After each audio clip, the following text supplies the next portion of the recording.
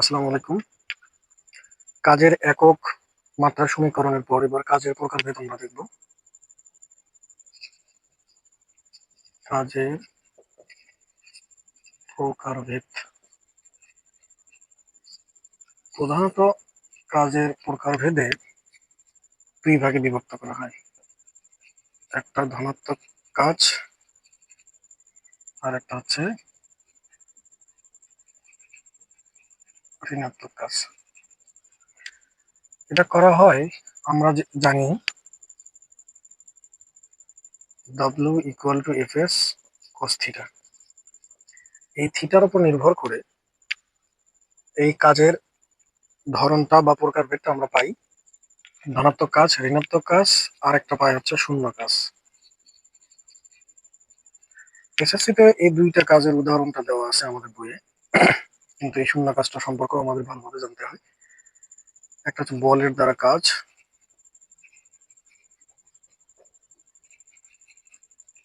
আর একটা হচ্ছে বলের বিরুদ্ধে কাজ।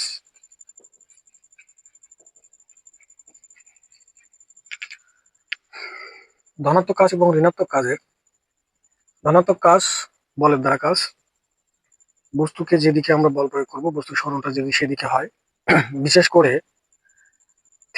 থিটার মানটা 0 থেকে 90 ডিগ্রির আগ পর্যন্ত বা আগে পর্যন্ত যে ধরনের কাজগুলো হয়ে থাকে সেই ধরনের কাজগুলোকে বলা হবে ধনাত্মক কাজ।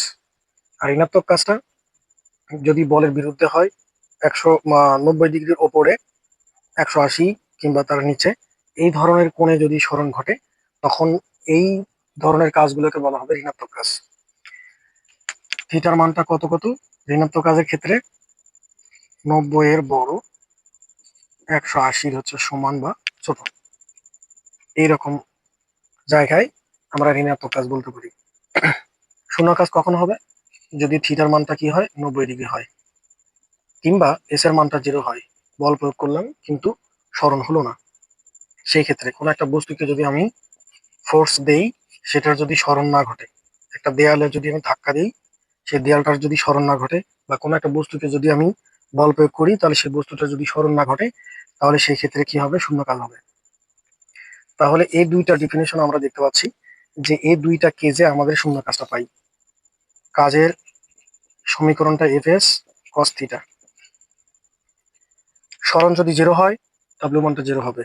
থিটার মানটা যদি 90 ডিগ্রি হয়, ডাব্লিউ মানটা 0 হবে।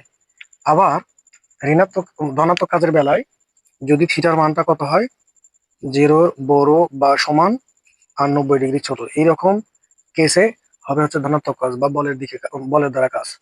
কোন একটা বস্তুকে যদি আমি কি করি, ফোর্স প্রয়োগ করলাম, আর বস্তুটার যদি সরণ এইরকম সমান্তরালে কিংবা 90 ডিগ্রির ছোট কোণে যদি সরণ ঘটে, সেটা এদিকে হতে পারে, এদিকে হতে পারে, এদিকে হতে পারে, এই ধরনের কাজগুলোকে আমরা কি বলবো? ধনাত্মক কাজ বলবো বা বলের দ্বারা কাজ বলবো। যেহেতু আমরা জানি W = Fs cos থিটা, তাহলে থিটার মানটা যদি 0 থেকে 90-এর আগে পর্যন্ত হয়, তাহলে সেই ধরনের কাজগুলোকে বলবো ধনাত্মক কাজ। উদাহরণ কেমন হতে পারে? যদি আমরা ফুটবলকে লাথি দেই, তাহলে কি হবে? বস্তুর বা ফুটবলের সরণটা সামনের দিকে হচ্ছে, এই ধরনের কাজগুলোকে বলা হবে ধনাত্মক কাজ। তারপরে হতে পারে টেবিলের উপর থেকে যদি কোনো বস্তুকে আমরা কি করি, নিচের দিকে ফেলাই দিই, টেবিলের উপর থেকে যদি কোনো বস্তুকে আমরা ফেলে দিই, তাহলে অভিকর্ষ বলে এই বইটা কি করবে বা বস্তুটা কি করবে? নিচের দিকে পড়বে। এই নিচের দিকে পড়লে সেই ধরনের কাজগুলোকে আমরা কি বলবো? সেই ধরনের কাজগুলোকে বলবো আমরা ধনাত্মক কাজ। কেন ধনাত্মক কাজ? কারণ বল অভিকর্ষ বলে নিচের দিকে টানতেছে বস্তুটাকে, আর বস্তুর সরণও সেদিকে ঘটতেছে। এই ধরনের কাজগুলোকে আমরা কি বলবো? ধনাত্মক কাজ। ঋণাত্মক কাজের ক্ষেত্রে আমরা দেখব যে এই বস্তুটা যদি আমরা মাটি থেকে কোনো বস্তুকে যদি উপর দিকে তুলি, তাহলে সেই ক্ষেত্রে হবে ঋণাত্মক কাজ। কারণ পৃথিবীর অভিকর্ষ বলটা নিচের দিকে কাজ করতেছে, আর বস্তুটা কি করতেছে? উপর দিকে সরণ করতেছে। এই ধরনের কাজগুলোকে বলবো আমরা ঋণাত্মক কাজ। উদাহরণটা কি কি হতে পারে? উদাহরণটা হতে পারে কোনো বস্তুকে নিচ থেকে উপরে উঠাইলে, তারপর কি হতে পারে? গাড়ির ব্রেক কষলে, গাড়ি ব্রেক কষলে কি হবে? গাড়িটা ধীরে ধীরে থেমে যাবে। তাহলে বল প্রয়োগ হবে কিন্তু বস্তুর সরণটা ধীরে ধীরে কমে যাবে, বেগটা কমে যাবে। এই ক্ষেত্রে আমরা কি বলবো? তাকে ঋণাত্মক কাজ বলবো। তাহলে আমরা কাজের প্রকারভেদে তিনটা কাজ ধরন দেখতে পাই। একটা ধনাত্মক কাজ, শূন্য কাজ, ঋণাত্মক কাজ বা বলের বিরুদ্ধে কাজ। এটাকে বলের দ্বারা কাজ বলবে। এটার উদাহরণ কেমন হবে? এটার উদাহরণ হবে হচ্ছে, যদি কোনো বস্তুকে আমরা 90 ডিগ্রি অ্যাঙ্গেল করে বস্তু সরণ ঘটাই, তাহলে সেই ক্ষেত্রে আমরা কি পাবো? শূন্য কাজ পাবো। কিংবা বল প্রয়োগ করার পর বস্তু যদি সরণ না ঘটে, তাহলে আমরা শূন্য কাজ পাবো। আশা করি আমরা কাজের প্রকারভেদ বুঝতে পেরেছি।